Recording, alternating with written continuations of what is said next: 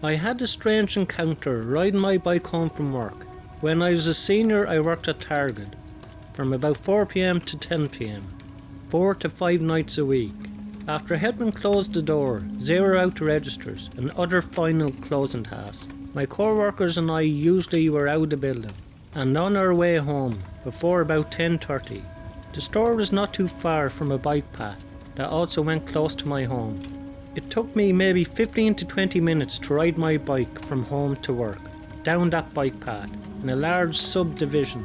At about the midway point home, there was a section of a bike trail that went through an undeveloped field and was very poorly lit. I remember slowing down to change the radio station on my CD Walkman/radio. Yeah, I know I'm dating myself here when suddenly I see a dark figure about 100 feet away on my right hand side, began running at me from the dark field. While I saw no features on this dark mass, it was obvious that they were the size of a large human being, and they were barreling down on me. Quickly, fight or flight instantly kicked in, and I started riding my 18-speed mountain bike so fast, I felt like I could have qualified for the Tour de France. As I was escaping, I took a quick peek behind me and saw that it was a man in black attempting to chase me for more than a few moments. As I put more and more distance between me and this man, I saw him halt his sprint and retreat silently back into the field. Needless to say, what would normally be a 15 to 20 minute bike ride turned into a 5-minute top speed and top gear bike ride home. I obviously didn't sleep very well that night, and I still occasionally think about that encounter in my darker moments. The two main questions that fill my mind are what did he want and what would they have done if they caught me. I'm glad to not find out the answer in either one of those in this lifetime.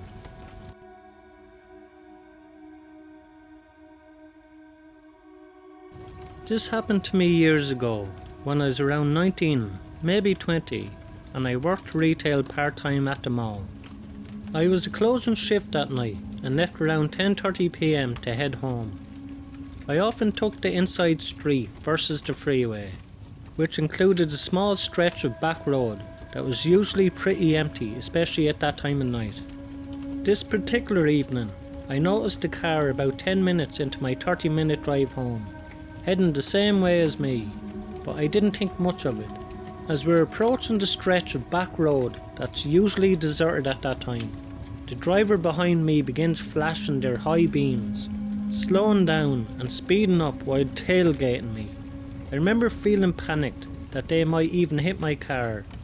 Eventually the car pulls up beside me, and now I can see a middle-aged man who's pointing towards the back of my car and then motioning for me to roll my window down.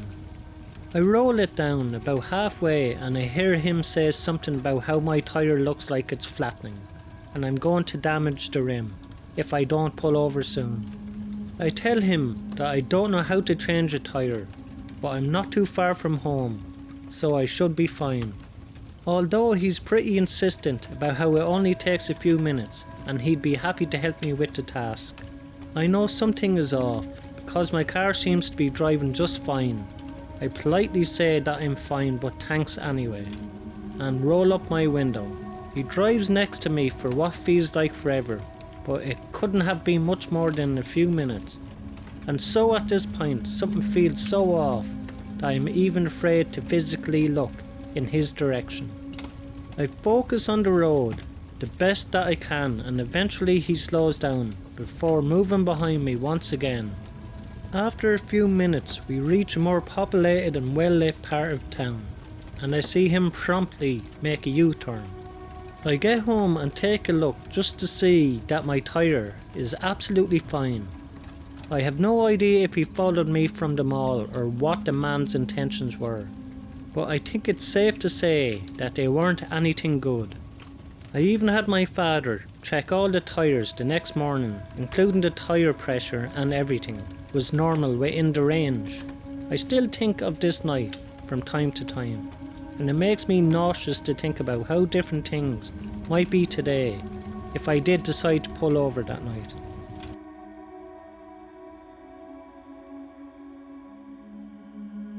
In the 4th grade, I had a female teacher that took a special interest in me. She would often give me coveted roles like calling attendance or delivering papers to the office. I didn't think much about it because I was a responsible kid at that age. I've always been a bit of an old soul. She had given us an assignment to compose a persuasive essay.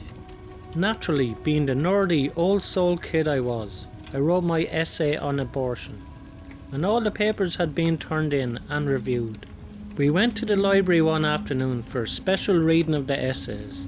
She told us she had all our names on slips of paper, and she would draw out a few names to read their essays, and somehow my name came up first. I wasn't a particularly gifted child in athletics or even academics, but I loved to read and write. I was ecstatic my name was chosen first. I remember she had the biggest smile as I read my essay that afternoon. My friends told me that they saw that she had been holding that first slip of paper in her hand before she even said anything about drawing names, but she played off like she drew my name by chance. At some point of that year, my memory of how much time lapsed here is vague. I had stopped to use the restroom by the teacher's lounge. At that time, 30 to 35 years ago, things were very different in school. Kids and teachers used the same restroom. The principal would literally give you a spanking on your birthday. Never indecent, but you get a cool pencil afterwards, so we all tolerated it. Anyway, that day I had gone to the bathroom and I was at the sink washing my hands after finishing my business. Suddenly my teacher emerged from the stall and walked up to wash her hands at the sink. She was happy to see me and started sharing how much she loved having me in her class, and some other gushy type stuff that made me feel uncomfortable. I became fixated on washing my hands. She dried her hands on the towel and walked back up to me. I stuck between her and the sink and the wall. There was nowhere to go. She stared at me in the mirror and said, "You're always such a good girl, aren't you?"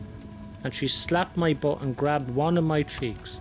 She smiled at me in the mirror, and like a flip of a switch, she let go and she said, "See you in class," and left. I honestly was in shock.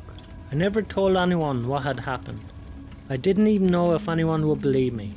If I did, I spent the rest of my year doing everything I could to fade into the background. And never ever did I use that restroom again. One quick edit that I have to make. After looking back into my old elementary yearbooks, it was the 6th grade that this happened in, not the 4th. I'm not sure why I felt like I was younger than I was. Thanks a million to everyone who likes, subscribed and commented on my videos. I really appreciate it. It helps out the channel a lot. If you enjoy these 3 stories, you will enjoy the next 3 stories in the box above. Thank you.